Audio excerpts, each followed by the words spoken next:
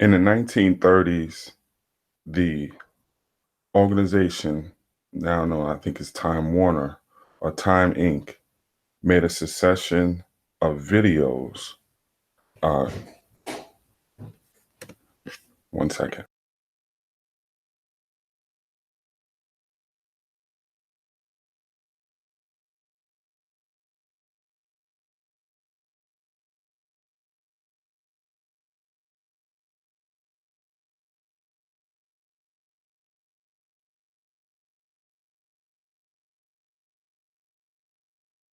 So in the 1930s, Time Warner, back then known as Time Inc., made a succession of videos um, highlighting certain parts of American life. And two of those, let me just back this up and say the primary way at this time that people got their news was via news clippings that they would see in the movie theaters. And they would go to the movies and see these 5-10 minute clips of world events. This really picked up around the World War. And this is how people became informed. Things like, what's going on in the wars, what's going on in the country, different sporting events, boxing, baseball, what have you. So this was the primary way. But it was also a look on the means by which many people understood the world and understood the people around them. Two of those particular clippings have to deal with African Americans and the African American experience. What is about to be previewed and premiered, what you're about to see, is one called Harlem's Black Magic. And after we see this, we can have a discussion on what we witnessed.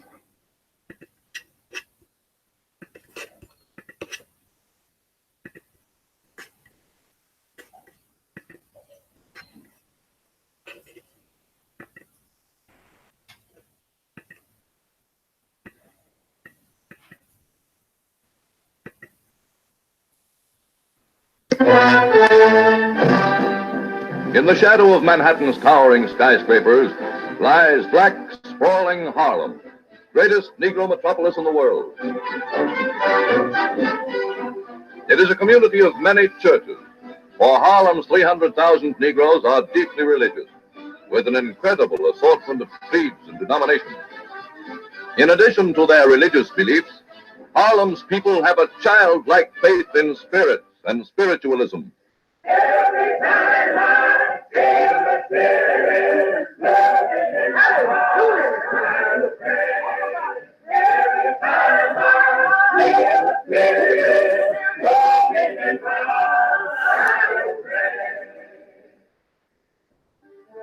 Depression years stimulated Harlem's interest in the occult.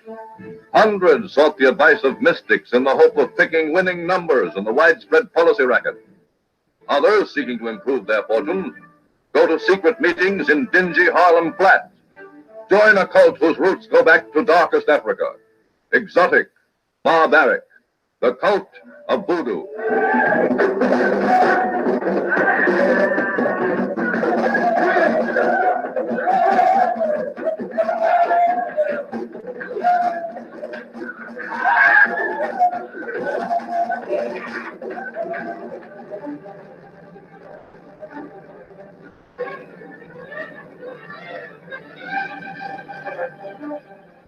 Brought to Haiti from Africa centuries ago by Negro slaves, the cult of voodoo embodies the worship and fear of devil gods.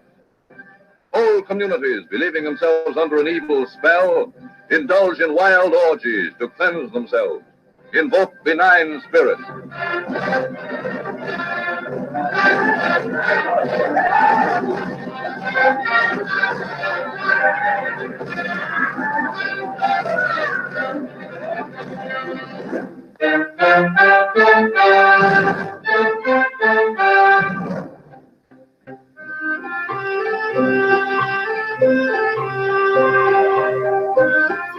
I see you're in trouble again.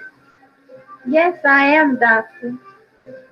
Now, I can drive the evil spirits away, but it's going to cost you a heap of money.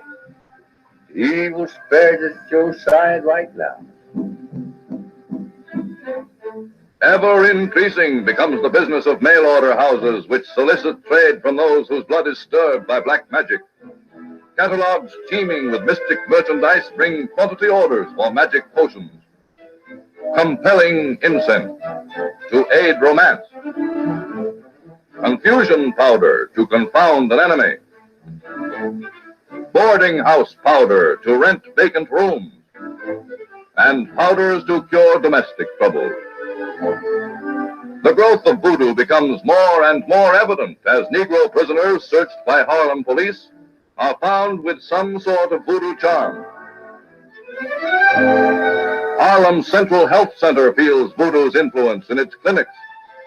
I don't care. You ain't gonna put no needle near my child until I see my voodoo doctor about it. That's all. At Harlem Hospital, doctors find themselves helpless to aid patients who have too long put their faith in conjure bags, which contain nothing more curative than bits of dried bone, roots, and metal beads. Then a Scripps Howard News hawk, Joseph Mitchell, investigating voodoo in Harlem, reveals that nearly 1/3 of Harlem's Negroes have become voodoo worshippers. But New York police find it difficult to get evidence, catch only a few fakers. Seizing their powders and potions, they charge them with the illegal practice of medicine. But the voodoo racketeers are not long suppressed. Harlem mystics adopt a new strategy, give themselves fancy ecclesiastical titles, masquerade as Christian clergymen, and enact rooms in Harlem continues in all its primitive savagery and superstition, the witchcraft of the African Congo.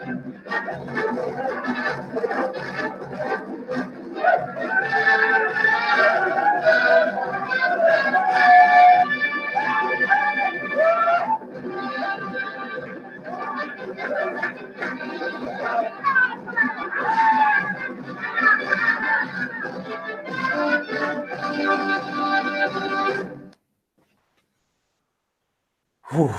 So, folks, that was Harlem's Black Magic, and that was done in the 1930s. And I honestly don't even know where to begin with that one. There was so much to break down in that if you happen to catch it from the beginning. And so what you will notice is a number of things. There are quite a few things that we've talked about on the MBK channel involving the great migration of Black folks to the North and what was going on in this sense of recreating ourselves and defining ourselves in the midst of this migration. And us being a spiritual people from the beginning, we kept certain elements the whole time. We never lost them, and they're hidden in Christian traditions. But on top of that, we relied on two things that we like to highlight specifically that became cultural and part of popular culture. And that is one we discussed when we looked at skin lightening and the perming or the straightening of the hair.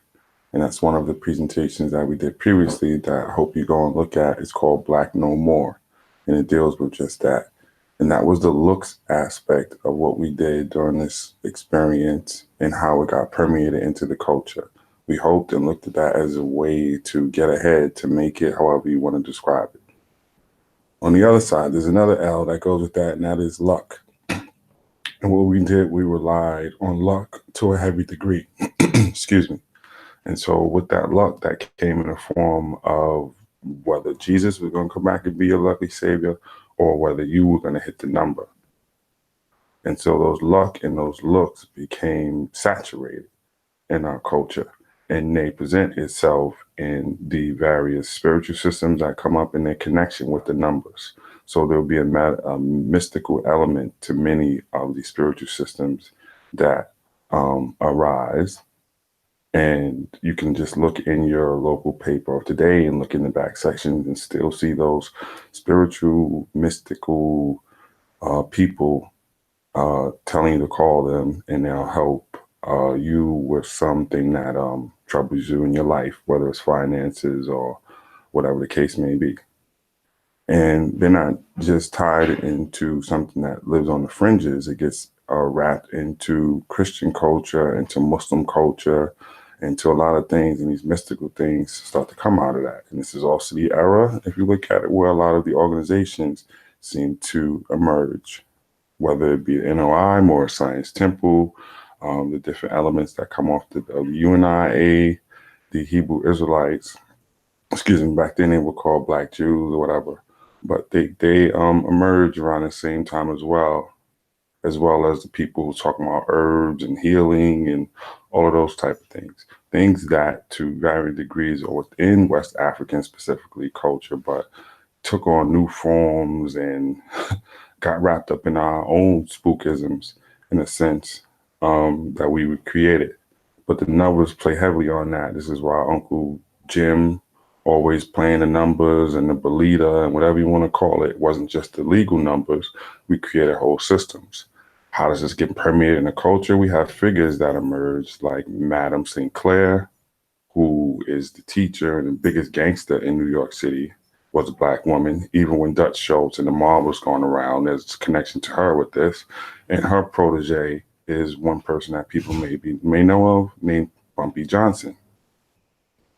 And so we see that element. We also have the UNIA involved in the midst of this because they have someone who sells out the Liberty Hall, and his name is Black Herman. He happens to be a magician, as well as involved in some type of mysticism, as well as having an herb garden in Harlem that people bought remedies from, a la where, to a certain degree, I believe people like Noble Drew Ali and others get ideas as far as this selling of these remedies and medicinal elements and tying it into spiritual and mystical events.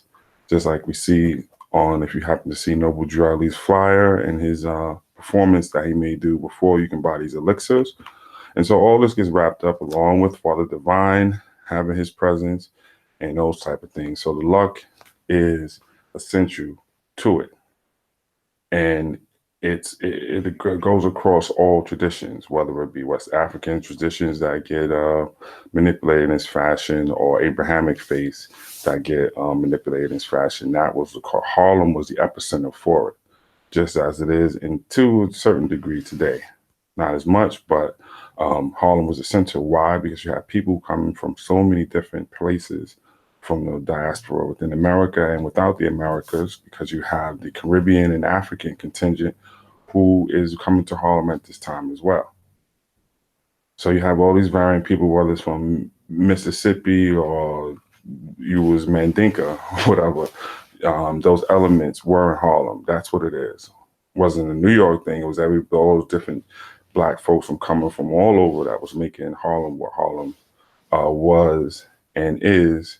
And at the center of that, we know as African people that there's spiritualism always involved in that. And these are the various things that spring from it. So today you may see some mystics or swamis or people with health elixirs or things having magical beliefs and magical origins and turbans and fezzes and whatever it is. All the stuff is about talismans, whatever gets wrapped up in it.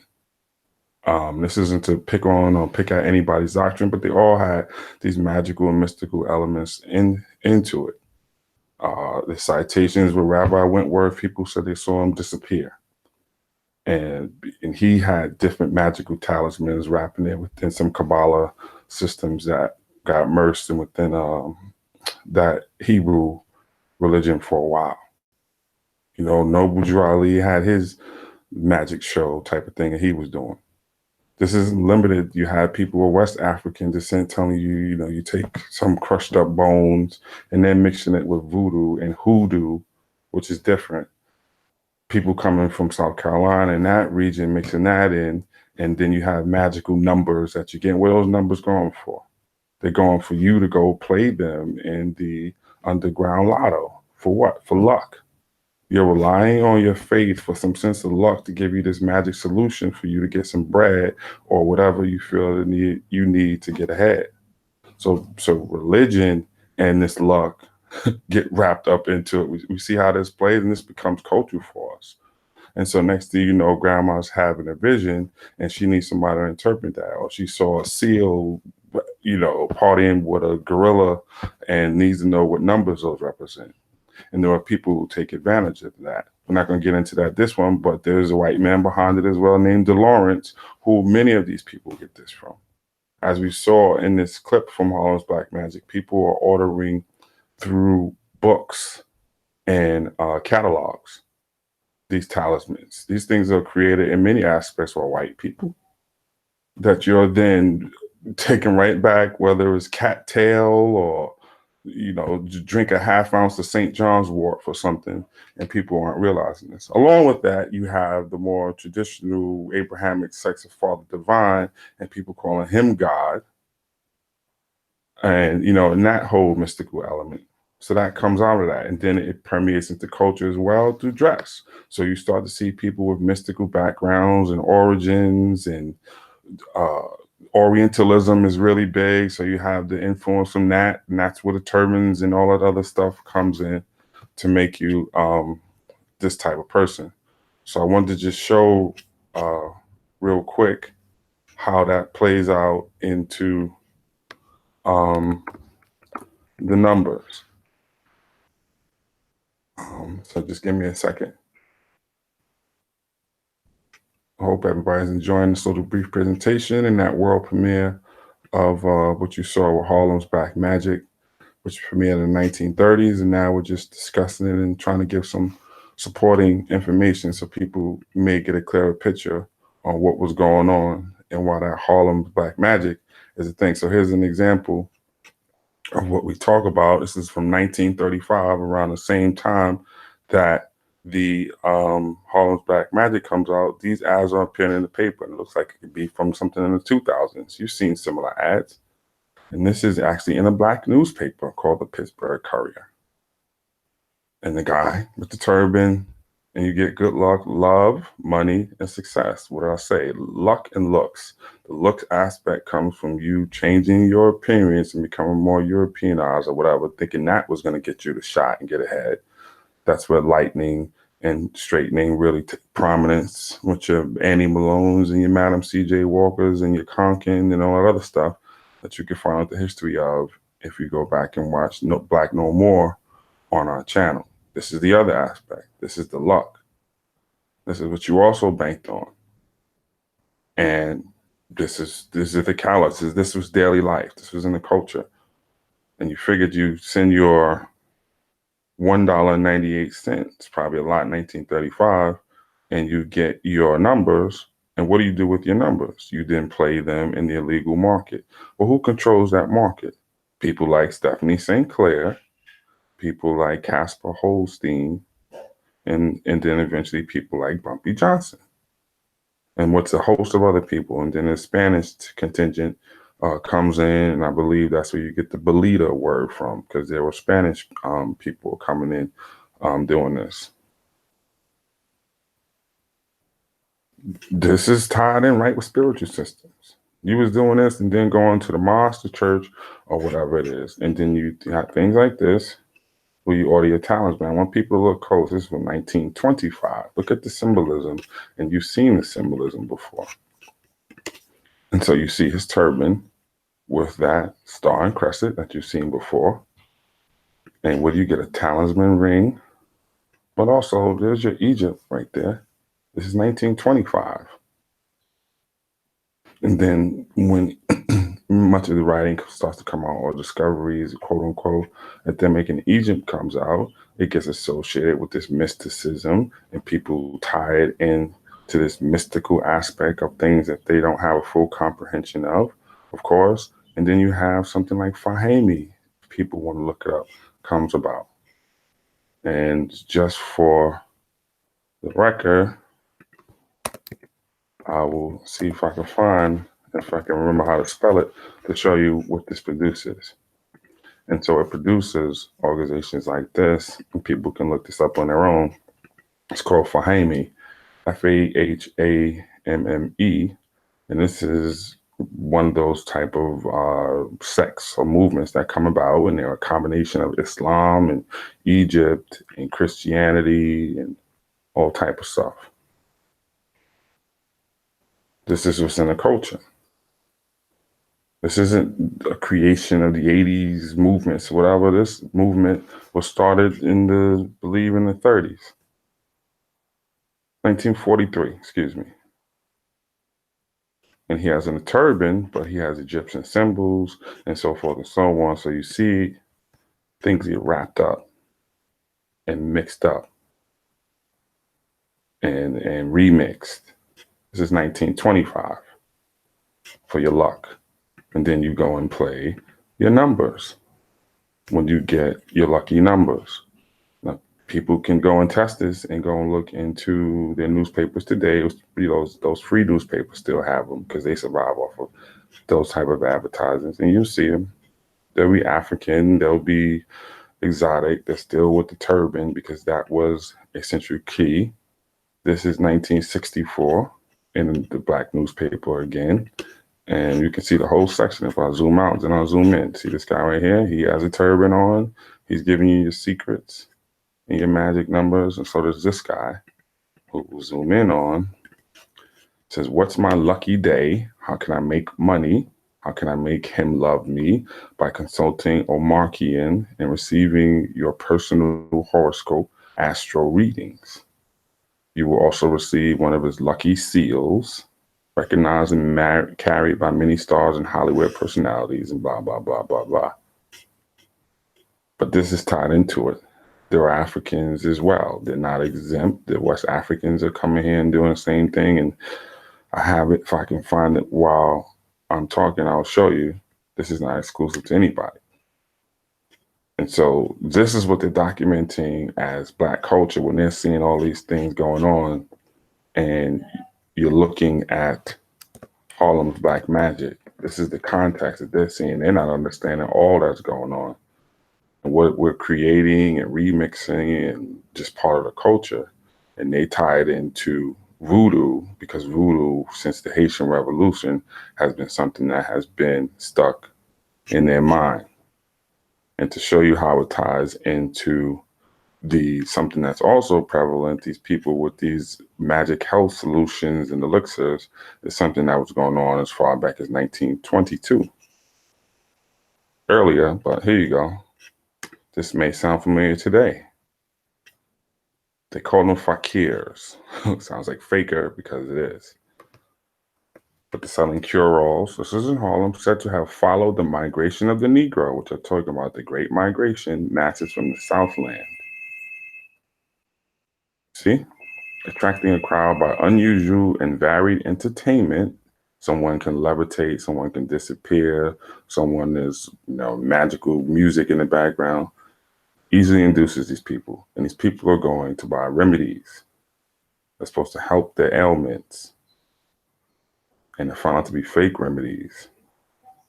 And this is happening during the Great Migration. This is a classic example. We were in the Times. This is a paper from 1922. This is what's going on in the streets of Harlem. And it's surrounded by tricks and it's tied into religion and the whole bit.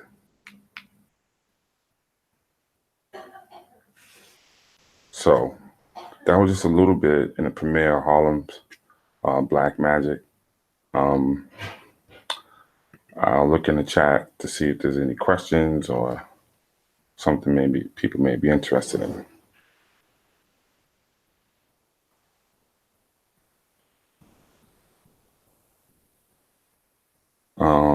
Thank all y'all for watching for sure. I hope this shed a light on a lot of things that occurring or you may be seeing around, or it puts a lot of pieces together, the characters and the discussions that are even going on in 2019 and their placement and all this. And see that these are new discussions by any means, and see that people struggle with these same issues and what have you. And so we'll get into it further we'll begin to talk about the numbers and that importance of the numbers. And people think it's just, a small part of our culture. And it became a major part of our culture because every morning, whether you was in Mississippi or Manhattan, somebody in your family was getting up playing that number, thinking that was the luck way out of the situation that we were in. They may have been going with the luck and looks, and they got up that morning and pressed their hair and do on that skin lightening cream to hopefully get a job or what have you. But they played the numbers along the way so they can get some luck and get out of their situation in those ways. That's what we were doing culturally, because we were looking for a way in the midst of lynchings, in the midst of discrimination, Jim Crow, and all the other history that people may be aware of. We're still looking for a way to make it. And it becomes stigmatized, of course, but, P.T. Barnum also set up a lottery. And they had it in their culture, and they got the idea for the city and state lotteries from what we were doing. And they saw the money in it. And they saw how, if you were lucky enough, wealth was coming out of that. But they also saw people like Stephanie Sinclair and Casper Holstein and Bumpy Johnson and making buku dollars. And doing what? And buying up Harlem. And then Stephanie Sinclair is immersed in the community. People familiar with Jamaica like Dudus was, and they protected that whole family. They protected Stephanie Sinclair when the mob was trying to kill her. Why? Because she was taking care of kids. She was having community events. She was donating money to organizations. People just look at the gangster aspect. They don't understand how Stephanie Sinclair was an important part of the Harlem community. She was rubbing elbows with, every name you could think of. I believe she lived in the same building for a while as W.E.B. Du Bois, if I'm not mistaken, along Edgecombe Avenue. But we got to see how all these things are connected. And they all have a role in it. Casper Holstein, like I mentioned, he was the other one. He was bigger than Sinclair for a while and probably considered the father of it.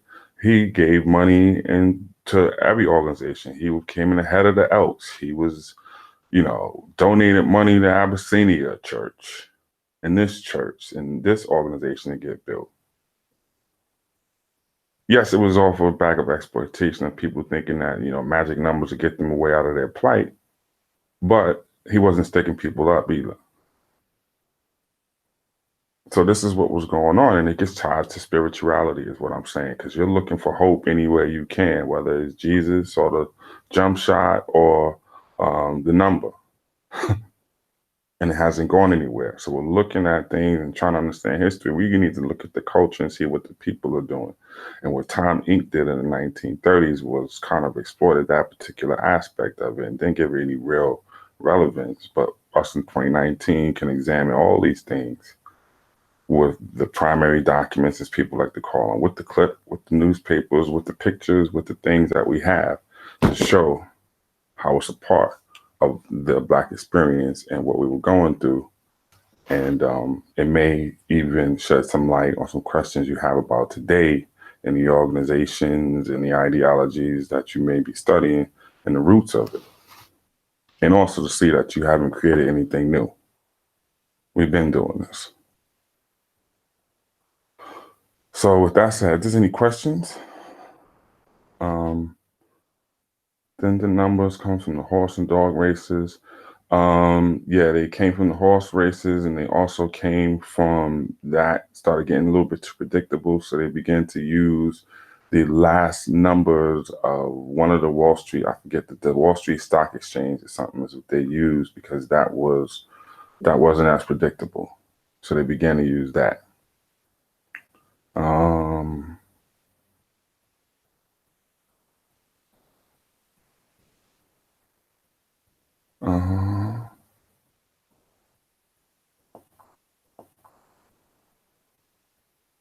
So I won't keep it. Danny, did you get my emails? Yes, George Macon, I got your emails. I will respond to them. I'm sorry I haven't got a chance to yet.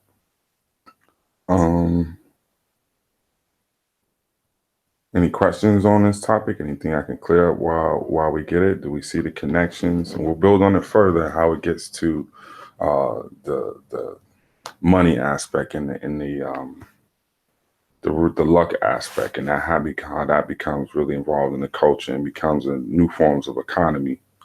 But this is just the beginning, and that you see people have, they're holding on, not to hold on, but they have this one foot into religion and trying to understand these things, trying to give a more historical context on how those spiritual systems come about and a connection to the culture directly. And it happens to take place, not all of it, but a good portion of it in a place called Harlem, New York. So it's a good place to look at because your Madam C.J. Walkers are there, your businessmen are there, your religious people are there or have an influence there. Your literary people are there, what have you. But they're not all quote unquote New Yorkers. They're people migrating there, creating that Black experience. So all that is taken into account, as well as the Caribbean people, once again, like I said, and also the African people. Sugar Hill architecture we can do. Unique is starting a church. That's good. That's you get a lot of tax breaks from that. I hope y'all appreciated this one. I hope that video shed some light.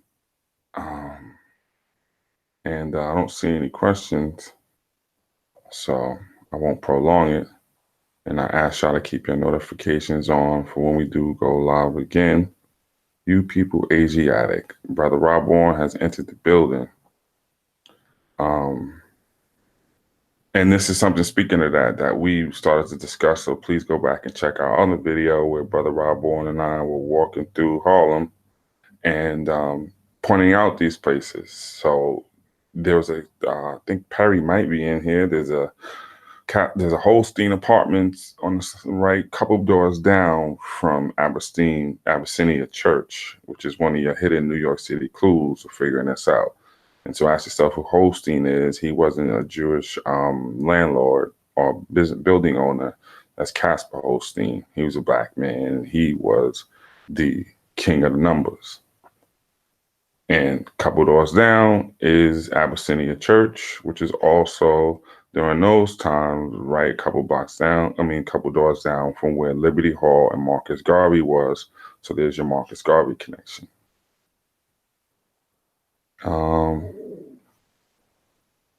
Are you saying religion and spirituality is the same thing?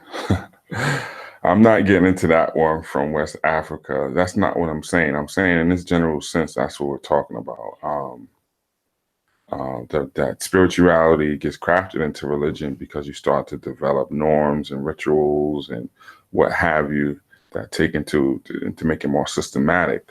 So I guess in a sense they could be both to varying degrees, but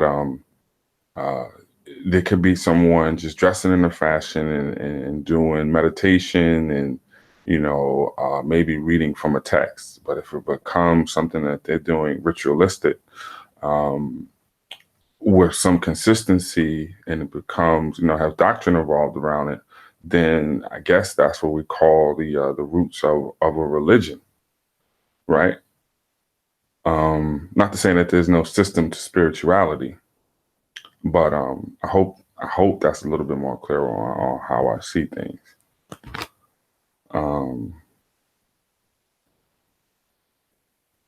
Did I get Cash App yet? No, I did not. I need to download the app. I will when I get off of this thing. But Super Chat is open for all those who might want to donate to the NBA. Listen to me. NBK cause. Speaking of which, the Sixers won. So maybe that's why I'm talking about NBA. So yes, the Sixers won.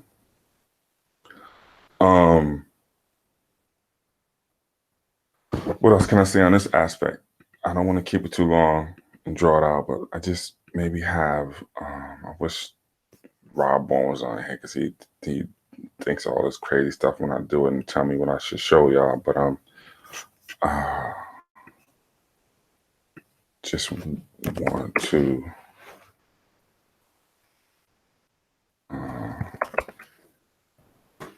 show the people. Come, Danny, you from Brooklyn? Yes, I am from Brooklyn. I am from Brooklyn, so I wanted to show you just for that Since that is brought up, that's a great segue, Khalil. That's what they call alley-oop. I am from Brooklyn. I just wanted to be clear for the record that things occur within Manhattan and specifically within the Negro enclave of Harlem. This is the type of mentality that many see has kept legs and persisted to 2019, where this is a false assumption that Harlem is still the mecca for this black mind or the mecca for this resource. This is a Harlem thing that is happening. This is how Harlem chose to bring that magic to the game. There's another aspect of this in its entirety called Brooklyn magic, which is totally different from what we have here.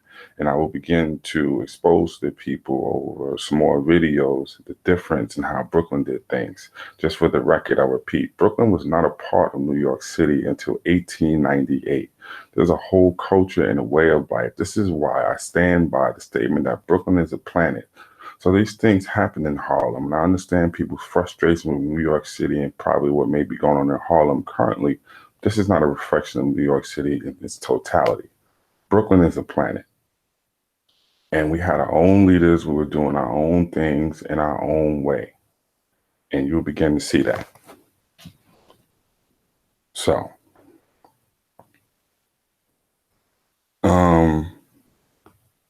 Brooklyn magic is always here. Brooklyn is not more grimy. You need to get your stuff together. So, yeah, we can talk. So I'll let this go. I might just cut this little interaction off the last part of the video anyway. So, but if y'all want to set it, y'all are free to set it. So come with it. Because, you know, I need to demonstrate, yes, robbing people on Delancey Street, 40 blocks. So, yeah, I'm definitely going to cut this last part off the video that I post, but we can get into it now, my people. There's an underlying problem with many things in history. We have to understand it in its totality, and that can be difficult because there's always one rabbit hole can lead you to another. So the problem with Brother Rob Bourne and his incessant spamming of the chat at this point is because he has this undying, I don't know, affinity for Harlem and all that it is, which is not atypical for many black people. Harlem, and Harlem became another synonym for black. And so I can understand the delusion that many people suffer from. But the fact remains is this: Harlem was not founded by a black man. Why would I say such a thing? What does that have to do with anything? Because we can look to Bushwick, Brooklyn, and we can see that that was indeed founded by a black man. Okay? Harlem did not have any of the areas where black folks way back in colonial eras owned land. It was downtown Manhattan, and it was also Brooklyn. Harlem did not develop the towns within New York City first in the city at all. It was Wheatsville, once again, in Brooklyn. So we have founders and developers of black cities and towns within the borough of Brooklyn. That does not happen in Harlem. There is a difference. And I think once people understand this difference, they'll understand the difference in a lot of things in not only New Yorkers, but the mindset that everything does not revolve around Harlem.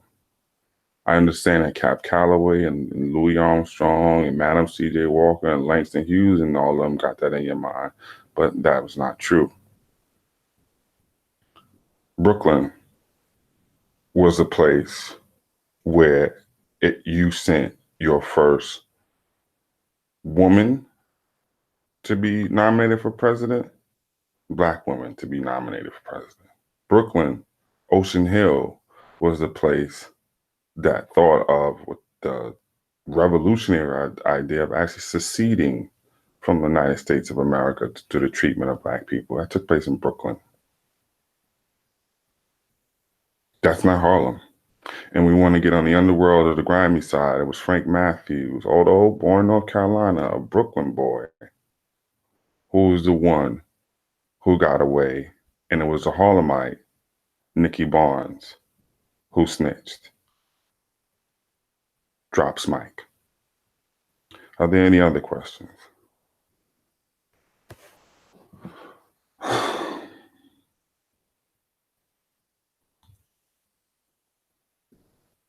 Are there any other questions? I hope things are totally clear. Brooklyn Renaissance. So the Brooklyn Renaissance. Where era would you like me to begin? I'm going to do this. I'm going to ask Brother Alan Robborn, since he's in the chat, to name the era he'd like for me to describe, and I could show him the Brooklyn Renaissance. Because obviously he is unclear, and that's one of my main homies, but he's unclear on this topic, so hopefully he can help the general audience as well. Because there's a huge Brooklyn Renaissance. This is why Brooklyn became a center and everybody had to have a presence here, because Harlem became disgusting. Okay? We need to have clarity on that.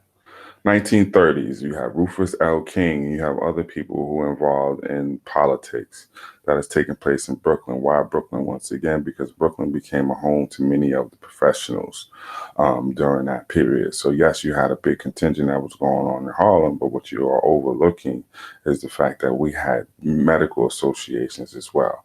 In fact, the Kings County Pharmaceutical Association, I believe, was founded by a man named Peter Ray in the 1840s, and that persisted all the way up until your era that you are asking me about, the 1930s. What is also taking place in Brooklyn at this time, Alan, is we're having greater representation because there's a problem to fight back with us going and moving into Brooklyn. But what we do is we stake our claim. We have our Renaissance. How does it come about? Because like we talk about, Alan, we have associations, organizations that we're creating. One is a big footprint where we have one called the Elks, and the Elks became involved in supporting a lot of charitable and artistic organizations that took place all along Fulton Street. And for people who want reference, I believe that the Elks place is still there, although it's in bad condition now, on Fulton and what's that, Classen and Bedford, somewhere around there is the Elks. What you'll find also around there was a place called St. Peter Claver's Church, and St. Peter's Claver's Church became that meeting place, and that organization place that people went to, Alan, that is also on Fulton Street. So Fulton Street became the hub for that Renaissance that you're asking about. And along Fulton Street, this is where you have all the way up to Nostrand and all those places, many, many organizations, which leads you into Wheatsville. So this Renaissance that was taking place, we had literary unions,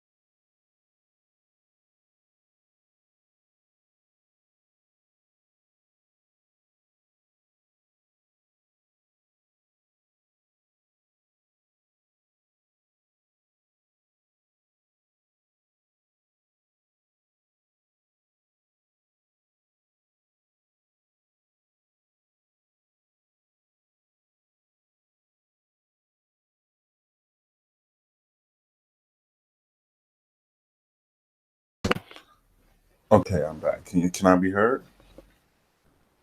Can I be heard? Are we still here? Somebody. Okay, I'm back. Can I be heard? Whoa, how's that happening? Can I be heard? Are we still here? Hello? Is it over? Okay, clear. So maybe it's not clear because I ain't got the mic plugged in. Maybe this would be a little bit better. All right, sorry folks about that. You know how I go.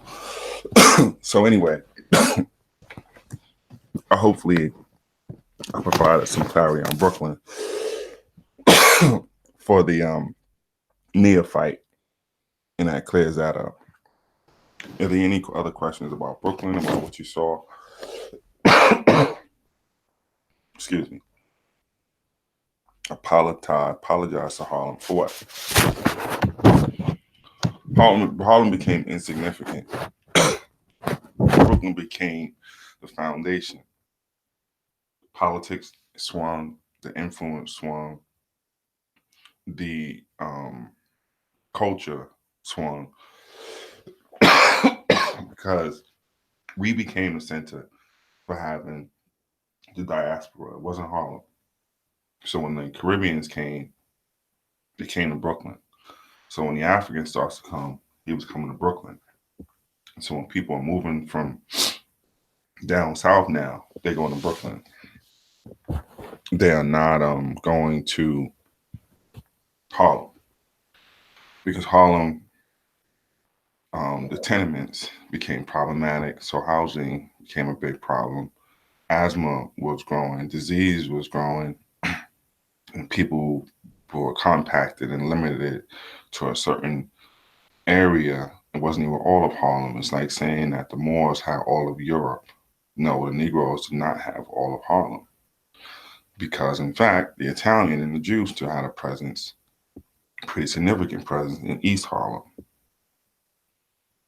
This is what Alan doesn't want to tell you. That's what was going on. And that presence began to migrate to other places. But then that gets changed over to the Hispanic presence. And that presence starts as early as the 1920s, really kicks in the 40s. So it's in the midst of the Harlem Renaissance, you have that presence.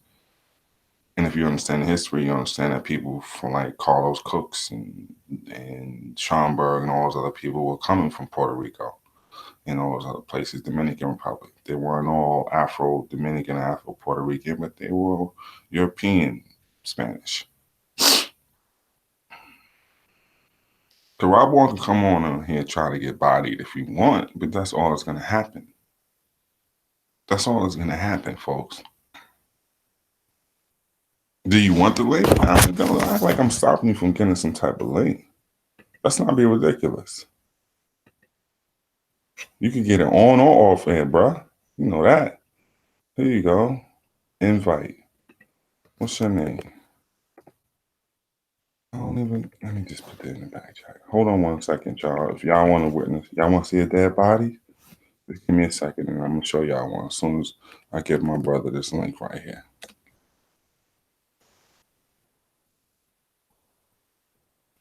Link, yo, he says. Here's the link. There you go. Here's the link.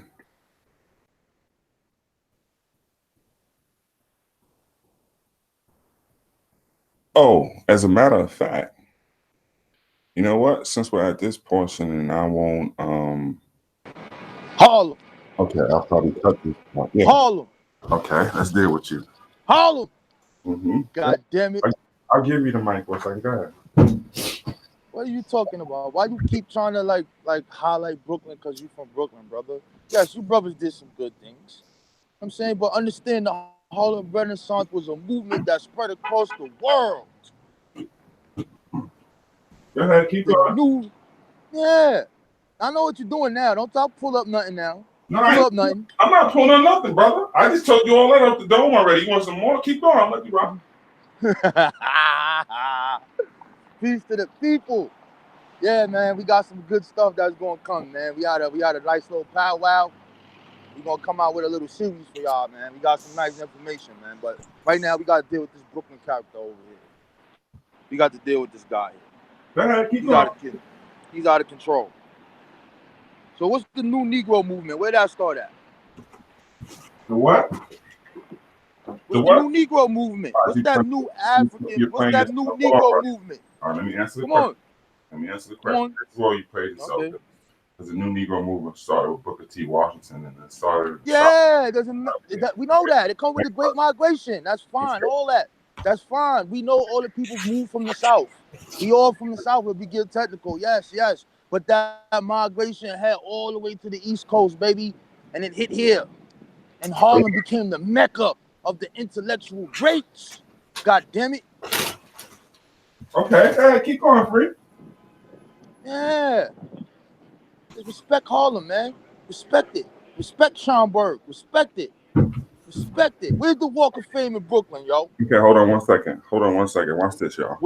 Where's the Walk of Fame in Brooklyn? One question? Where's the Walk of Fame in Brooklyn? Why is my thing on? Can I answer? I don't even know why my computer bugging out. That's right. It's the Harlem Guards that's here. It must be my mouse or somewhere. Yo, can I answer one question? Yes, you can, sir. Arturo Schomburg lived in Brooklyn. We know that. Okay. We know that. Okay. We know that. But where was his movement? Where was the great bibliophiles happening at? Where was all the intellectuals meeting at? Where was these intellectuals meeting at? He wasn't meeting in Brooklyn. That's a good question. Can I answer that? Yes, answer it. It was because of the facilities that Carnegie built, because Carnegie was building libraries all around New York City. That's why you have those libraries at that point. So he had this at the library that was centered in Harlem, 135th Street. Why?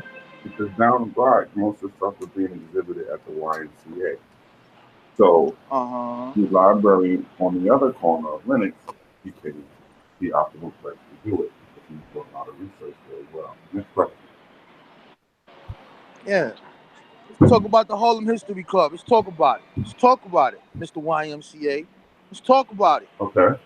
All your greats. Your Mr. Clarkies, his teacher, your John G's, everybody reading today, right now. You can't ask that's relevant. No. I'm just saying. From John G. Jackson, your boy, your favorite Joe A. Rogers. I don't care where they lived at. You know where I saw them at? Live. You know where I saw they them was at? In Harlem. You know where I saw them at? Harlem. You know where I saw them at? Break it down, brother. I saw them at the Slave Theater, which is on Fulton Street, which is in the same area that I'm talking about, because that area we had from the 30s, like you mentioned, all the way up through probably the 80s, really. And so that's an extension of it, because that sat on Fulton and Bedford. Like I told you, that whole strip was right there, was where that Renaissance, quote unquote, was taking place. And the reason people like Biggie Smalls and all those who have that history down there, even though he don't go back that far, is because we've been living down there since the 1800s. But that became a center right there along Fulton Street. That's why you had those organizations that you had. Next question. Where's this Brooklyn Renaissance in the 30s at? That's what I want to see. I just told you. No. I heard you. But where is it from the 30s coming all the way to the 60s? Where is it at? Oh, okay, that's a great question. Once again, you have break it down. You have to listen, because there's some unclarity that you're unsure. Yes. It is taking place in that same center. Bedford-Stuyvesant became the epicenter because Wheatsville had been doing that since the 1840s. Wheatsville no longer existed. It combined with an area called Crow Hill and Carsville. Those areas became what is known now as Bedford-Stuyvesant. This is why Bedford-Stuyvesant really has no defined borders. They became arbitrary because it became the primary areas where the black people were. That's fine. Whatever you want to say. All I'm telling you is this. I want to say. This. No, I got you, but that's fine. Yeah. All I'm telling you is that Harlem took the movement. Where is my mouse? Where's my mouse going? Harlem took the movement from you. God damn it. If Harlem took the movement, that means you didn't have it at one point, correct? What you mean we didn't have? We always didn't live in Harlem. Come on with that. Stop it. We all came from the South. Okay, did you always live in Brooklyn? No. Yes, you did. No, we didn't. We didn't all live in Brooklyn. Come on, buddy. Hold on, buddy. Since the Dutch were here, You founded and lived in Brooklyn. You founded. Well, let me just give you founded. You gonna keep bringing up this Bushwick guy, man? All You right, keep fine. founded. That's cool. Where is the place that the black people in Harlem founded? We founded an intellectual movement that shaped the world. Ooh, I like that. So That's what I'm telling you. you're taking credit for what, like I said, this is the diaspora contributing to Harlem, but you want to take credit individually. Okay, because it's the place. Okay, fine. So you had a moment where you became the center because you had the structures to make these things possible. Where are you going with this? I'm just letting you know. Mm-hmm. The Harlem Renaissance. There's books of thousands of pages of this shit. You can give the people a book to read about the Brooklyn Renaissance, Danny. That's a great one. That's a great one. Come on, baby. What would you like to read? You can read and you can find out a lot about it in a book called Ghetto Grows in Brooklyn. And it begins to show you these things. The author is named Harold Connolly X. Okay? X? Like an NOI person? If that makes you feel comfortable, you are of that. Yeah. Look at the Harlem, baby. Okay. Come on, son. You know that. Yo, where's the Walk of Fame in Brooklyn, bro? The Walk of Fame. I showed you the Walk of Fame. You didn't even know the Yeah, Walk you of Fame. did. Yeah, yo, son, I'm the first person to tell you I ain't never known that was there because I'm not walking by no police station. I stay away from that block because the police over there. I'm out of there. It's across the street from the police station. Yeah, but there's stuff on there on the other side. Okay, go ahead. We ain't go on the other side in the video. I had to go back and look at it myself. What was your But anyway, question? where is the Brooklyn Hall of Fame on the floor? Where is it? There is none yet. Okay, yeah, that's what I thought. All right, just making sure.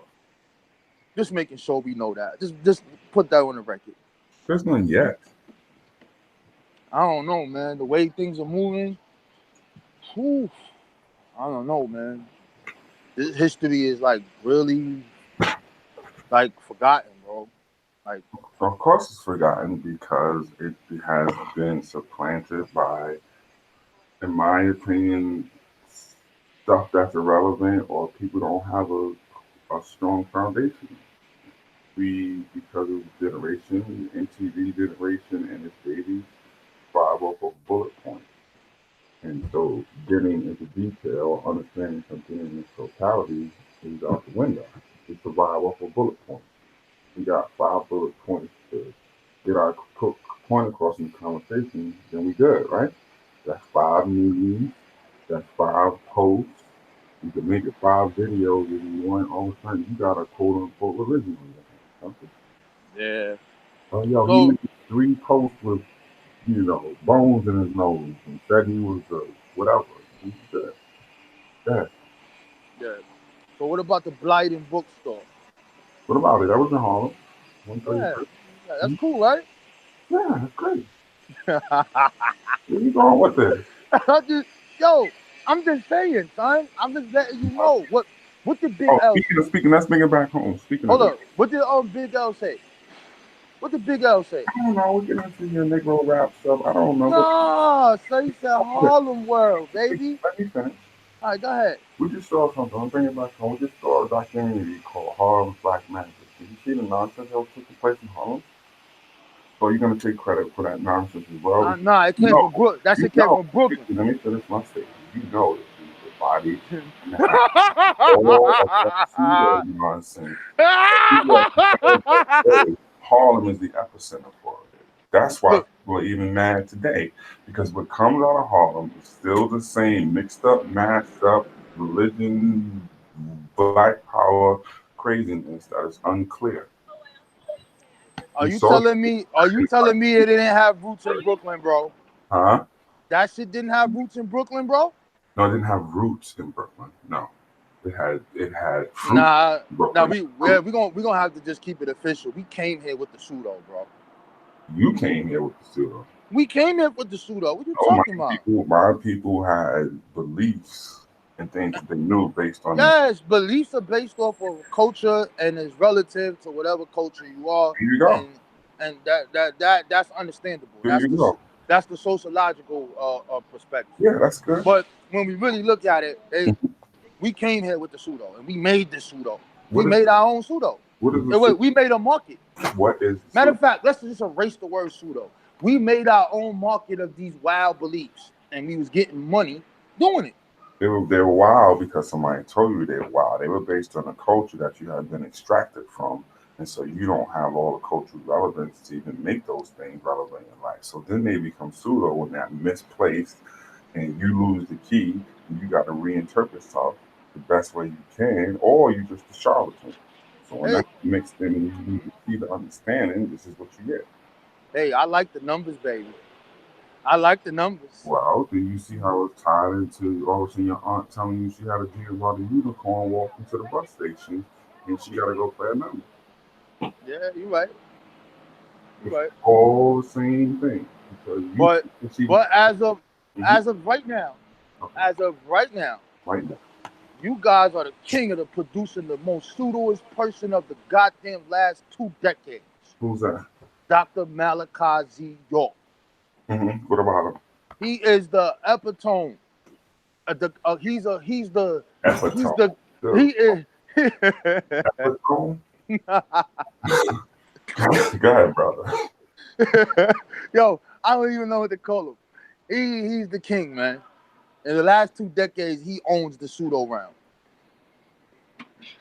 He owns it. Go ahead. He owns it. Who owns it? Dr. York owns it. Okay, where you going with this? Nowhere. I'm just trying to tell you it comes from Brooklyn. Dr. Sebi from where? Brooklyn.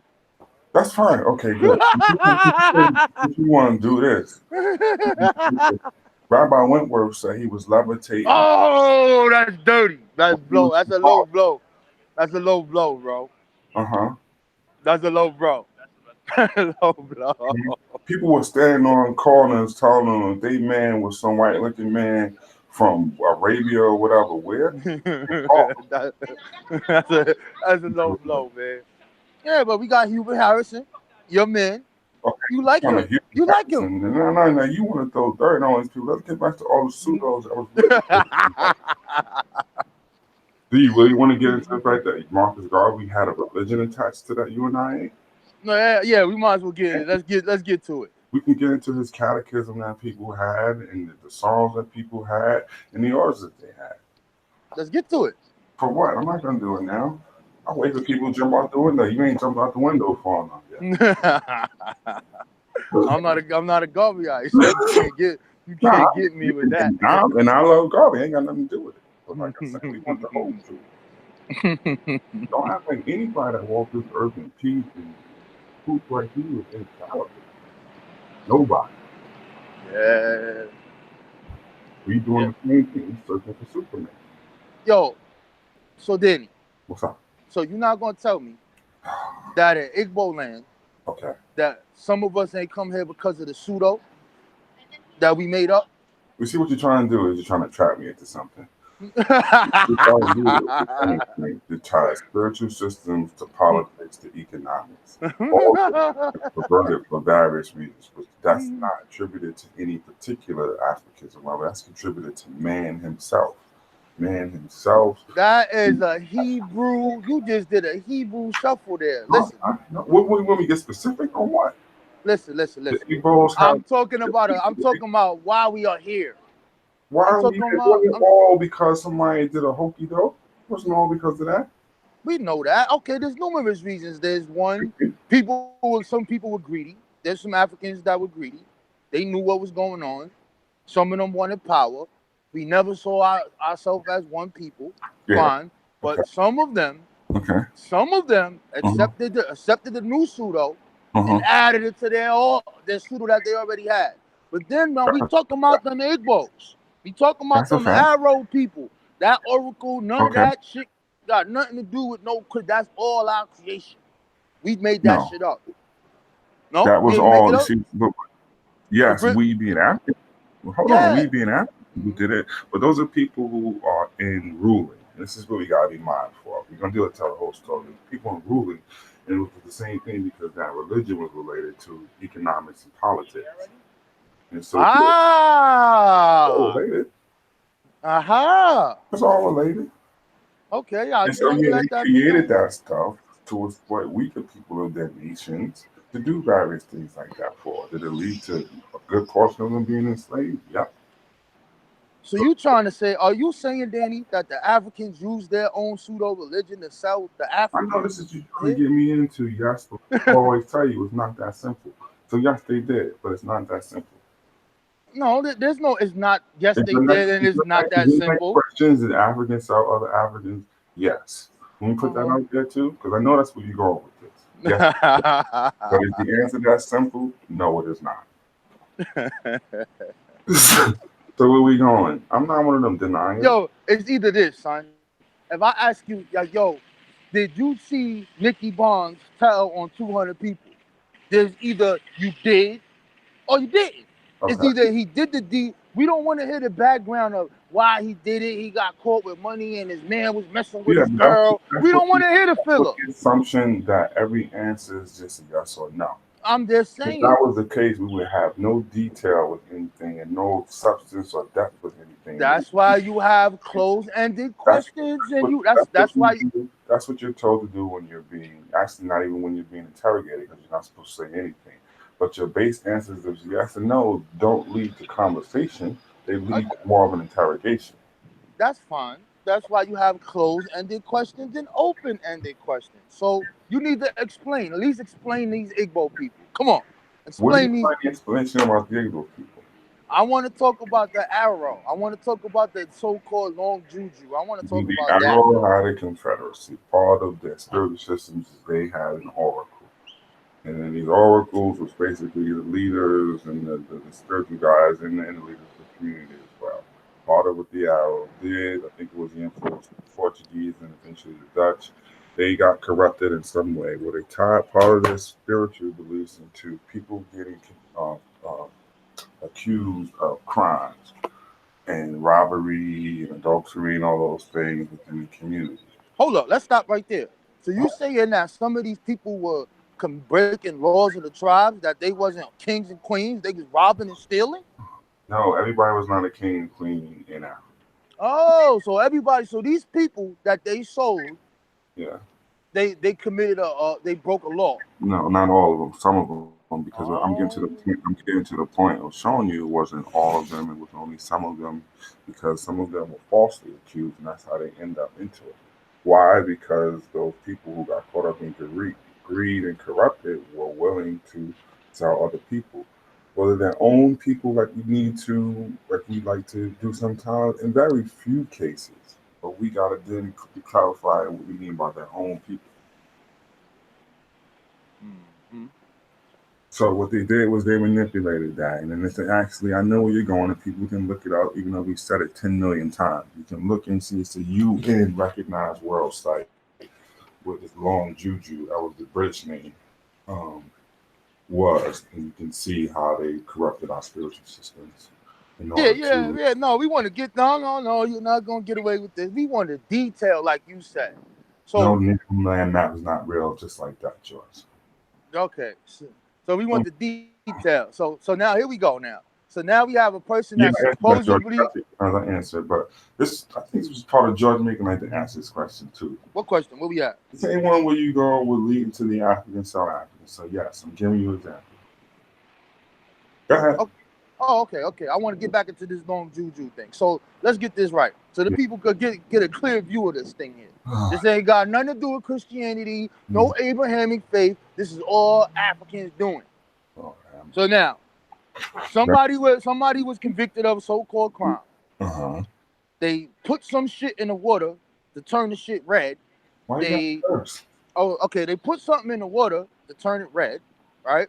Yes. The person goes to the other side of the goddamn under the thing in the water, on the other side of the cave or however that went, how that site looks, and they tell the people that it got swallowed up by the oracle, etc. It's gone. No. What happens is the people go when you go to. It's like going to court, and when you go there, the oracle makes the judgment. Yes, you're wrong. Okay, what am I wrong about? They didn't tell the people that the people is guilty and they gone. Edwards, huh? Yeah. Go ahead. No, because you're gonna say something if I say something. No, go ahead. So Go ahead. they lead the people there, like you're going into court and you're about to go on trial, and the family or the people wait at the other end of the river. And that is why you know if you see that the water starts to turn red, that you'll never see that person again, or they've been found guilty of that crime. If you start to see the person emerge or the water remain the same color, then they know that everything's gonna be all right. But in the cases where this wasn't initially, so it wasn't created like this. It's just they added the part of enslavement and being brought in the other part to the story. So Yeah. finish. Talk about what happens. Let's go. Yes, detail. I love this. We having a good show today. So you go to. I'm cutting this part off of the video anyway. So you go to the oracle, and if you are found guilty, even though you weren't in many cases, then you would be. It's usually like some type of cave or something like that. Well, on the other end, there was a small boat, and that small boat took you to an awaiting slave ship. Damn. Goddamn. I want my reparations from the Igbos. How about that? If you got enough information, then go for it. I want some of that oil they got over there. If you got enough information to go for it, but you got to always see that, and you got to tell the whole story. How even if those arrows were involved in this process. No. We don't want to get to the next part. No. We want to stay on. Don't try to bring out how they try to flip on them. No. Yeah, but that's like you did going around and just saying the Africans sold slaves, which is only half the story. Yeah, but we could cover the other half another time. We want people to don't jump know out. the other half. What's wrong with this time? That's the point. I'm waiting. No, I want somebody to jump out the window.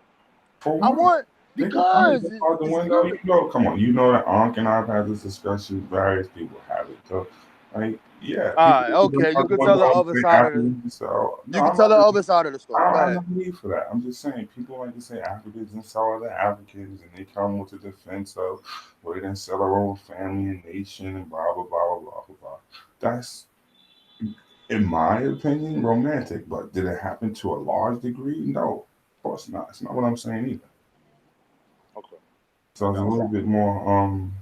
So the Arab Confederacy had a change of heart. No, it wasn't a change of heart. They realized that the people were like the Europeans wanted too much, where it seeped over into, hey, you don't just want the people that were warring against, you're trying to take my people as well. Oh, this sounds like a reoccurring theme. Where else did this happen at? Reoccurring theme, what? Huh? Well, you watched Bass last night? What are you talking about? Where else did this happen at? Who else to have where? I don't know. You tell me. Oh, it sounds like this happened in the Congo. Okay. Huh? Okay. Yeah. It happened in the Congo. They accepted the Christian God. No, not everyone. Just the same. We know that the rulers accepted. You don't know that. I know that. I know. The rulers accepted it. They send their kids to fucking Portugal and all that to get education and all of that. They even taught them how to write their own history to make up the Matador, St. James coming out of the sky, making a whole fake ass history. They taught them how to do that. That's fine. But somewhere down the line, something happened. They say, oh, wait a minute. You said that you only taking these other people. And you said that if you're a Christian, you can't enslave another Christian. What you doing? You taking our people. Let me write you a letter, white man, and tell you, yo, chill out. Come on, son. This is a reoccurring theme. This sounds like Chancellor Williams' book, man. The goddamn same theme running down the goddamn line. Because you don't understand that this is the issue of man. We like to encapsulate it because we did about something specific in the African what he did.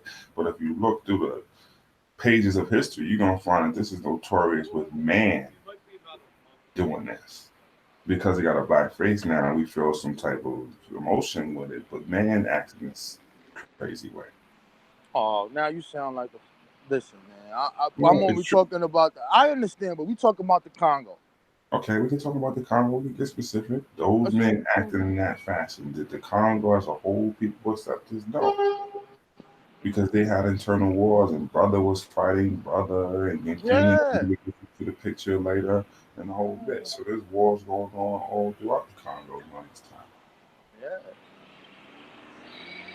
So Y'all ever get a chance, I want y'all to look up St. James, the Moor Slayer. Look it up. St. James, the Moor Slayer. And when you look at this story, you're going to have a heart attack.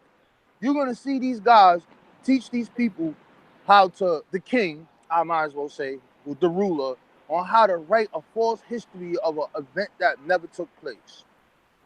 And this event was what the brothers talking about, with the brothers fighting the brother to take over the kingdom, because that's how it would be.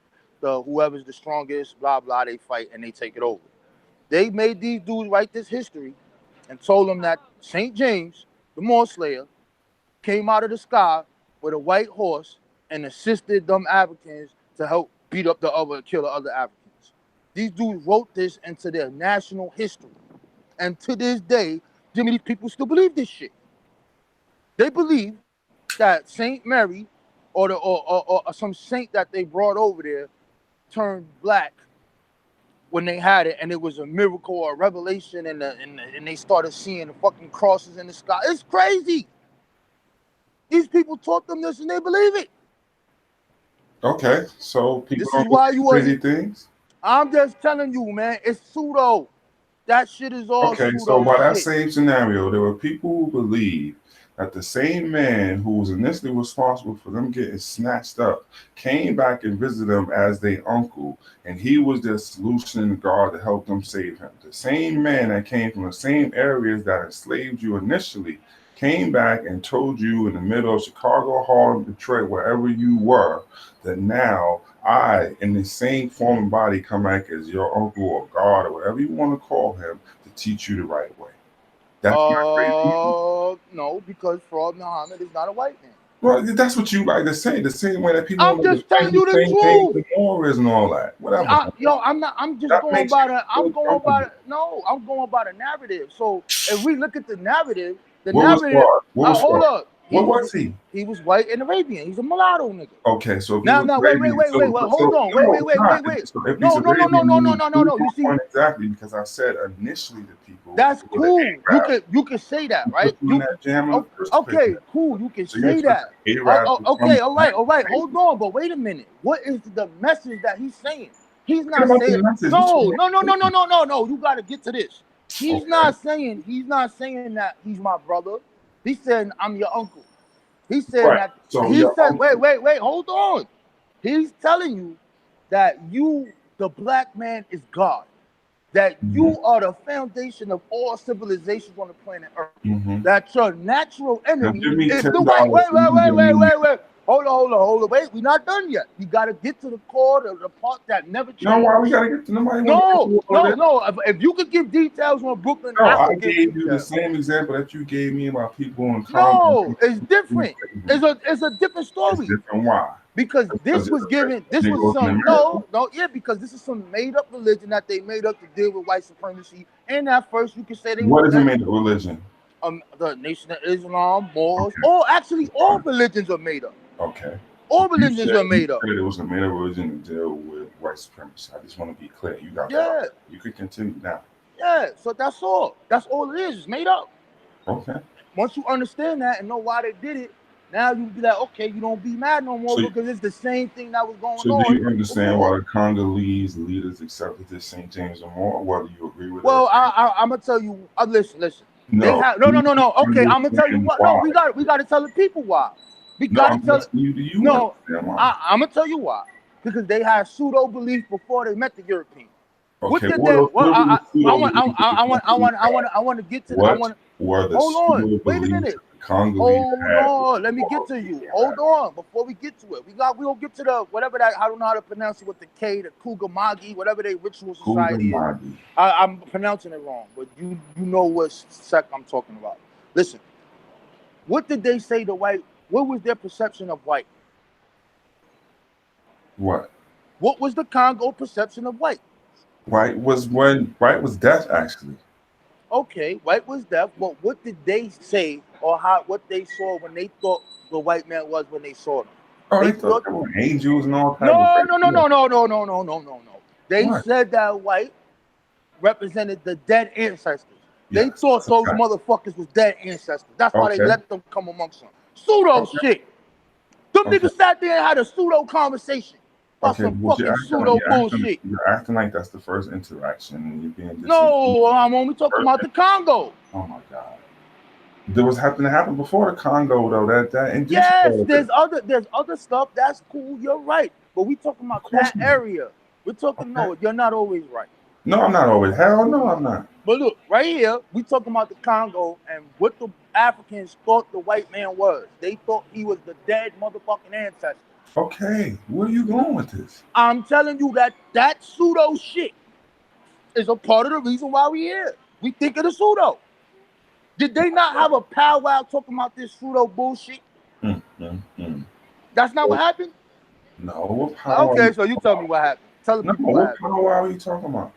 You tell me what happened. What was you the one that put me onto the conversion book, right? Yeah. What was this conversation? What was this? They want to know you talk The about. name of the book is The You Art get of the book, Conversion. The Art of Conversion. You can see how Christianity and Catholicism make its way in, and how it destroyed Congo. Yeah, how they killed our fucking It's the people with cause that of fucking problems pseudo today shit. between Congo, Democratic Republic of Congo, how Belgian Congo got to the picture, and Angola as well. Yeah. Yeah. All I'm saying is they was having conversations about religion. Okay. Yes, there was trade. That happened later, but because religion sat at the center of trade, the same way. Okay. Hold on. The same way that you have conversions all over the place, they were not for spiritual reasons, they were for economic reasons, for trade. This is why people accepted Islam at some points. That's fine. That doesn't change the fact. It's fucking pseudo. It's fake. It's bullshit. You ain't say what pseudo was. Huh? What's pseudo? You mean fake? Yes, it's fake. Can't prove. It's not scientifically proven. It's fake. Your uncle? No. So is that fake? Yes. Okay. How you like that? I'm gonna tell you the truth. I like it because it's the truth. I'm gonna tell you the truth. I don't think what you're saying is for the Congolese is fake. Though. I just think that's their beliefs. Yes, but people have beliefs, as we said, man-made beliefs. But based these in beliefs, their culture. yes, that's not a problem. Into our culture, we were not in the Congolese culture. You see the difference? I got you. You're right. Into our culture, we were not in the Congolese culture to understand how all of those things play together. Could they be stuff that we don't necessarily believe in? Hell yeah. Yeah, you already know what they was doing. I don't even want to go there. Your Congo people. Let's talk about that secret elixir those motherfuckers was drinking. What was in that shit? You bring up something with no context. People aren't gonna have any idea what we're talking about. Okay. Let's get the name right. What's the name of it? What's the name of the secret society? Around. Should I put the link in the chat? Nah. Don't put the link in the chat. I'm having fun with you right now. They gonna tear your ass. Nah, put the link in there. They don't want no problems with me, man. They don't understand what I'm doing it's right now. It's not fake if the belief is manifested in reality as they believed in it was. Thank you, Khalil. I want to know if I should put this link in the chat, folks, and we can really have some fun. Yeah, put the link in the chat, man. We gonna bring it back to back of the day. Who won it? I'm telling you, I'm standing strong. I'm standing tall. All of that religion shit is pseudo. All of it. All that shit is pseudo. All of it. Right, but then you gotta define what religion is. Listen, we'll get to that when it's time to get to it. All of that belief system shit is fake. Ain't nobody coming back. Ain't no dead ancestors. All that shit fake. Right. Do you ever feel or think that your grandma, whoever you have somebody close, ever talk to you or communicate with you? No. Okay, that's fair. That's a fair answer. I've been crying for grandma since I was 15 not crying years for old. grandma. I'm just talking about as far as I've been crying for grandma to talk to me. I'm talking about as far as even feeling her presence. Look, my dude. I've been crying for grandma, hoping that she could talk to me as she was telling me when I was a kid, doing her little Santa Mia shit, talking to me about some ancestors. And she ain't never replied. I've been praying to God and praying and doing all that, and I found out that shit folks, so I just put the link in the chat. Yeah, that's right. Who won it? All of your West African religions are pseudo. Kemet pseudo. All y'all can get it. See, this is what happens when people get their spiritual foundations ripped from under them, then they just get, I don't care what you call it. We made it.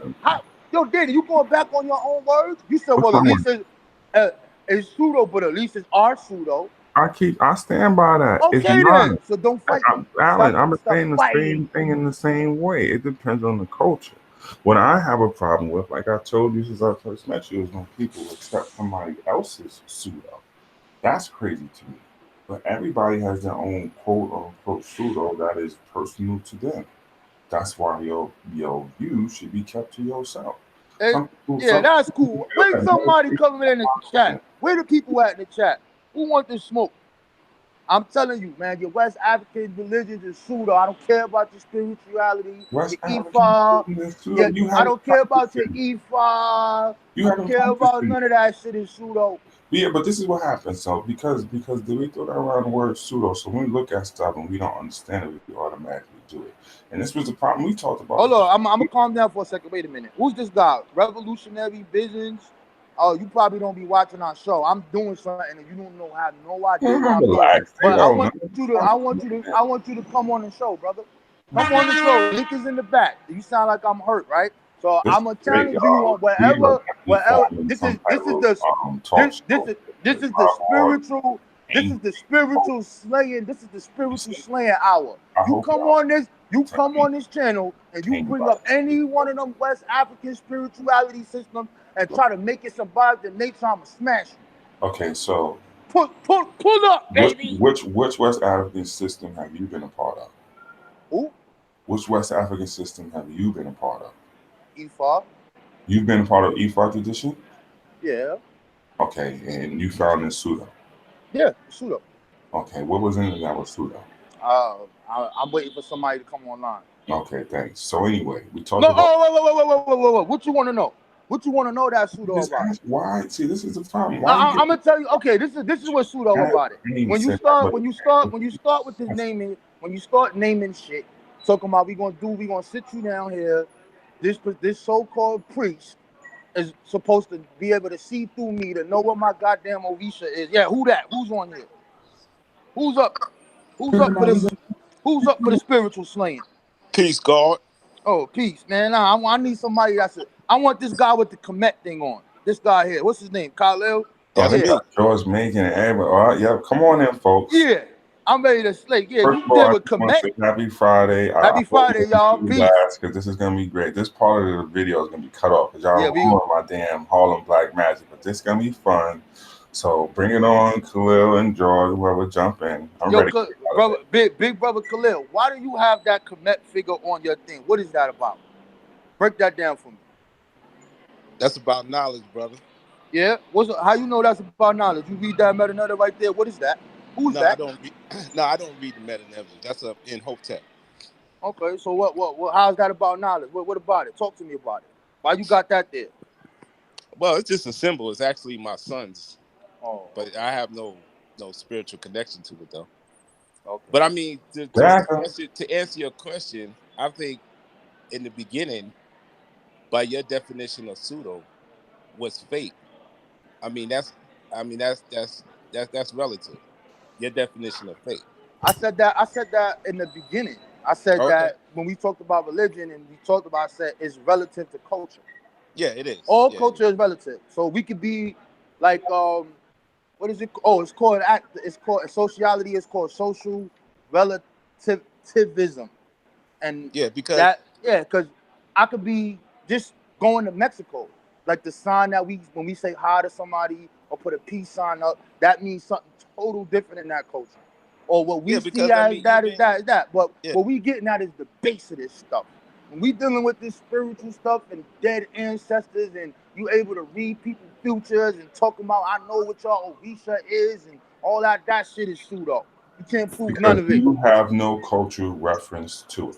My culture is hip hop. My culture is hip hop. Right on. Who else? Wait, we got a new detective. Yo, welcome. Whoever just jumped in, come on to the fray. Go ahead, Khalil. Yeah, go ahead. Finish, Khalil. I'm gonna be quiet. Jesus just came in. All I'm saying, if you all right, Jesus come in too. Yeah, everybody come on. If you go back to, like when we ventured over into South Africa, they mixed African spirituality with Catholicism, and that worked for them. and even going here during slavery, the Bible worked for them. They used the Bible as a tool for their political reasons as well as for their spiritual reasons. So it's really what you use it as. Okay, so the instruction, the religious instructions of the Negro that speaks about why you are to accept this God, what they teaching you about this God, you telling me that that was used as a tool? We use that how we got that over here? We use that as a tool? Good question. Who's gonna get that one? I can get that one. I want somebody else. Nah, you can't get that one. That's a good question. You be quiet. You could get bodied on. I would say yes, they did use Go that. ahead, Jesus and George. Don't got. Yeah, I would say yes, they did use that as the tool. So they use the religious structure of the Bible. Negro in there. There's definitely some stories in the Bible that they use as inspiration for their particular situation that gave them the energy.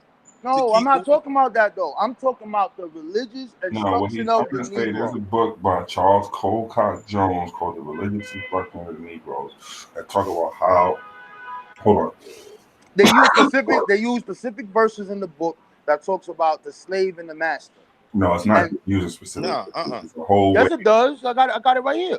Yeah, it's for the itinerant preachers who were going around to those plantations because they basically wanted a job and they wanted to show a way that they could talk to these black folks without encouraging that they should be free from baptism. Mm-hmm. Because that was the that was the issue that was going back even at the slave castles along the West Africa. Is do we baptize them? Because if we do, according to Catholic and Christian law, you cannot enslave another Christian. But they were convincing them, like, look, we're not going to train them in that manner. And baptism actually is a few people who was against it. But anyway, we're not going to tell them that they can be free, or there's a possibility we're going to tell them that their role in life is to be these servants and they'll get their reward in the afterlife. That's where it comes from. Mm-hmm. Oh, y'all don't any other takers? So hold on, let me read this. Hold on. To your point, hold on. Let me read this. Let me read this. Hold on. Howard University Theological School, one of the books that was mandatory. I don't know if it still is that exact book that you have, Alan. Cool. So that's where you're going. All right. That's cool. So that's fine. That's fine. Let's read the catechism. A catechism shall be got ready for them. First, they shorter than the larger, suited unto their poor capacities. They who cannot themselves personally so well attend the instruction of the Negroes may employ and reward those that shall do it for them. In many families, the children may help the Negroes to learn the catechism. Tell them that Jesus Christ is a savior for them as well as others, and as willing to save them out of their dreadful condition as any others. Show them that Jesus Christ, who is both God and man in one person, came and kept the law of God, and then offered up his life to God on the cross to make amends for the sin, and that Jesus Christ invites them, as well as others, to look to him and hope in him for everlasting life. And that if they come to Jesus Christ, they shall be welcome to him as any people, though he be the King of kings and Lord of lords, yet he will look upon sorry slaves. And black. Isn't that an interpretation? It doesn't matter. This is how we got the instruction of the Negro. No, I get that. No, I get that. No, I do get that. But that's not what the actual book says, right? Yes, it does. John 24:15. As for me and my house, we will serve the Lord. Psalm 68:38. Ethiopia shall stretch out hand before the God. We got a nice man. Who's the new person? Welcome, whoever that new person is. Yeah. That's Madon. Peace. Who's that? Who's Madon? Oh yeah, you definitely. You definitely. Rob Boy. Rob Boy think he's sick today. He's luring people in. Rob Boy, I see what you're doing, Rob. Hey, let me ask a question then. Let me ask a question. Go ahead, what you were saying, Rob Boy. When you look at African spiritual systems, even before the white man entered, or like even Native American spiritual systems, you were saying that your stance is that all of that stuff was pseudo, like just the any thought of spirituality that these groups had, whether in India, ancient India, the Americas, and Africa. Your stance is that it's all pseudo. Yeah, I'm gonna say this, right? Because Yeah, I did this for a person. I did this to draw people in. Just so you I know you did. I already know. So now I'm just gonna say this, right? Yes, there's some pseudo stuff in it, meaning stuff that we can't prove through experimentation or science. You can't prove it. All cultures have these beliefs. So if we look at way back in the paleo, I mean, I maybe won't go that far, but if we look at before this writing, before this, when people would die, they would take something that was special to the person and put it in the grave. They would take something that person and that because they wanted to stay in contact and touch and believe that this person was still around. You know what I'm saying? So these stuff, that's just human evolutionary behavior. But now what I'm talking about with this, right? When I'm saying that all of them have that stuff in it, yes, they have a whole bunch of stuff in it. But when the key word you said African. So when you deal with their concept of God, the omnipresent, the omni is different than the Abrahamic faith because originally at the core it deals with family. And then when you talk about the dead ancestors, these are people who really live. These are not a mythical character. The person that could be conceived as the mythical character is whoever the name that they give this supreme being. So they don't pray to that being. They don't call on that being. They call on the elements that sustain them. They're not praying to water. They're not praying to the tree. They're not doing this. But they still have other things that later on get attached to it. Like if you look at their con, they talking about a bosom. They believe in little animals and all. But do you think that comes? But do you think that comes over time with invaders and mixing and matching cultures over time? Nah. I'm talking about before. I mean, all humans are mixed. Whenever people migrate because of a catastrophic disease and all that happened. What you will see at the origin of all of this is once a man leaves from being a hunter-gatherer to now you develop agriculture, now you're sedentary, now you have time to think. Now you are producing food, now you're making pottery, you're making writing. Now what's the question that you're asking yourself? What the hell am I doing here? How we get here? Yeah.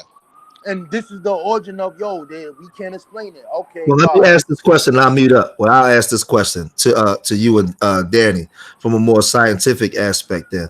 With that being said, could just our theories of our existence could be pseudo then? Do we really understand and really have a grasp on where we came from and how this thing? No. We just have theories that's based off of what we can observe and experiment. Right. So we don't know. They tell you that. It could be called pseudo. No, not really, because nice one, George. Now no. What I'm saying is this, right? So the theories that they have, right? That's when you go into cosmology. Then you talk about string theory, and you talking about these things. These are things that is like experimental. These are things that's dealing with mathematics. These are things that's right. No, I get that part. Now when you get to the origin, when they're like, okay, what is the origin of the subatomic particle? How'd that come about? What is the boson? Is that the God? Yeah, we can't explain all of that. They can't explain. They can just explain the functions of what can be observed and looked at. So if we really get technical, they say that we only could observe 5%. So these theories can be pseudo. That's all I'm saying. It can't be pseudo. No, it can't be pseudo. We're living in the matrix. It can't be pseudo because we experiment what we can experiment on. The other part, as far as how it started, what's up? I got a question. Here's the ultimate question. Even today, how do you, in today's terms, explain the phenomenon? What phenomenon? Any phenomenon that has it that cannot be verified through logic. How do you? That's the same question I just asked in a different form. You gotta give me a phenomenon. What phenomenon? The phenomenon of man. There are plenty of things that happen in this world that cannot be through logic. Give me the phenomenon. Y'all sure y'all not lit? Yeah, I'm lit right now. Wait, what's the phenomenon? We're telling the Earth was flat. That was pure. That was considered logic. Why the sky blue? Why is water? What you're actually saying is right. I mean, but that's what the phenomenon is that which cannot be explained, but has been observed. Okay, so what until has been further knowledge, right? until we get like bigger microphones or bigger Yeah, microscopes, that's things what of that I'm kind of saying. nature. That's what I've been saying. So that's why back in the day they did such things. Whatever can be experimented on and observed and experimented on, etc. Is that. So if you look at what is at the base of all of these cultures in this, all of But if you you have want to to, look at if you look at a Netta, if you look at a Orisha, all of these things have to deal with nature. All of them. There's crops that become a Uh-oh, that's god. somebody else. Welcome to There's a the corn that's God. There's a yam that's a God. Why would the impress. yam be considered as a deity? Because those are the things that sustain The the sustained life, person. right, right. Right? And yeah. I'm saying so we could understand why they did that. But later on, somewhere down the line, it gets lost into really believing that shit is some But but crazy shit. but that's the part we gotta examine. We gotta examine where did the change start? Because new information came along. When new information comes along, you get better tools. Like when you get a microscope and you're able to actually drill down and see that this is the cause of things. Then you reevaluate those systems. Then you say, okay, it wasn't that, it was this. But You do have you to continue to update the information as new information comes in. You right? Yeah, that's all I've been. You saying what I've been saying. I'm on here. I'm waiting for the African spiritualist to come on here. I'm pseudo. The Kemet Yo, everybody pseudo. was pseudo at one point. That's my Hebrew point. pseudo. You Everybody can't was say the pseudo. African spiritualist because there's many things that make up the African spiritual system. I'm gonna talk to you about that. I'm waiting for somebody who represents something. Come Why on, you can't talk pseudo. to me about that? What's wrong with Because that, you can't. brother? I can't talk to you. You think you're Yo, African because your yo, dad is an African. yo. I am. Can Jesus Christ What's say a up? thing? Yeah, of Who's course. that? How you doing, brother? we How got you Jesus doing? Christ? Hold on, Yeah, let's big hear. up yourself, man. Buddha Clinks another building, aka Jesus Christ. What's up, Rob Oh, Bourne? we got I'm Jesus agreeing Christ. with Rob Bourne. But what Rob Bourne don't understand and the other people is when y'all get into pseudo, that's a language that references science. If Right. it doesn't correspond to mathematical proofs that are established to give it credence in the scientific world so that it can be applied. Because people don't understand, once you get a theory, it has to be proven. Then it goes into applied mathematics to see the viability of that theory. You can have a theory like the theory of relativity that sits around as a mathematical proof for 60, 70 years before somebody comes I along got and something says, for that. well, with this proof, Ah, we can do man, this, my this, shit is this, and on that. 1%. So a Man. lot of people don't Damn. understand that pseudo references mathematical lack of having mathematical proofs to verify the information. Now you do have experiences on Earth that do not coincide to being proportioned in mathematical equations. So that means they cannot be recognized or examined, but they are experiences. This is what y'all would call a phenomenon area. Yeah. You That's hear when me? the power of Exactly. Yeah, we hear narrative you. steps in. All right. I don't know how. And narrative is not pseudo per se. Narrative Yeah. is a specific tool that human beings use to create art. Narrative is an art. It's not akin to historical actuality. This is why he was giving the example of a yam being a god. Or if you were into Christianity, you talk about the divine, and people don't know that's the origin of divine was veneral, what came out of the vine, the grape, the wine. And it's a metaphor. And then that became the idea of what you call divinity. But it comes from the concept of fucking grape and what grew on the vine. So what he's trying to explain to you that the narrative structure is important for a phenomenon that science can't explain because it gives you the power of metaphor. It gives you an orientation and analogy. I get all that. Analogous language that becomes the basis and structure for ritual and art, which builds culture outside of science. Jesus. So Let me you ask you a can't question, take Jesus. narrative as pseudo, But because let me narrative is based on fiction.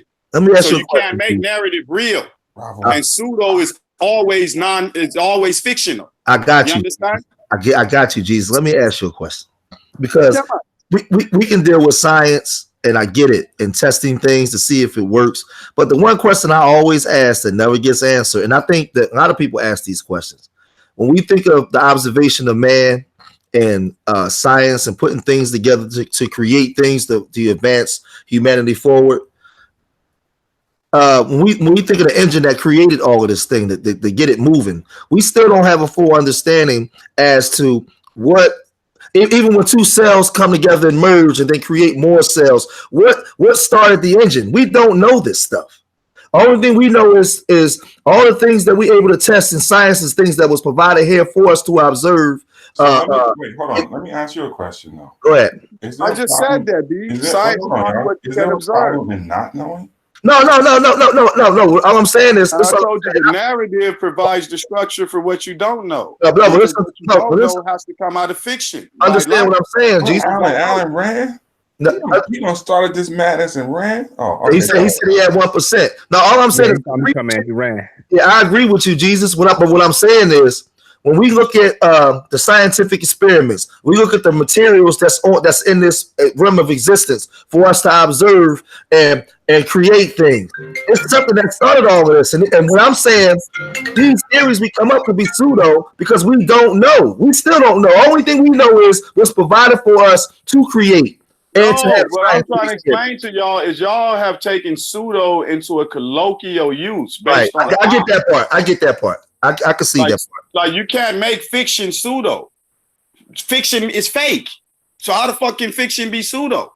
Every myth is pseudo because pseudo means not real. That's just things that we can't understand. Narrative.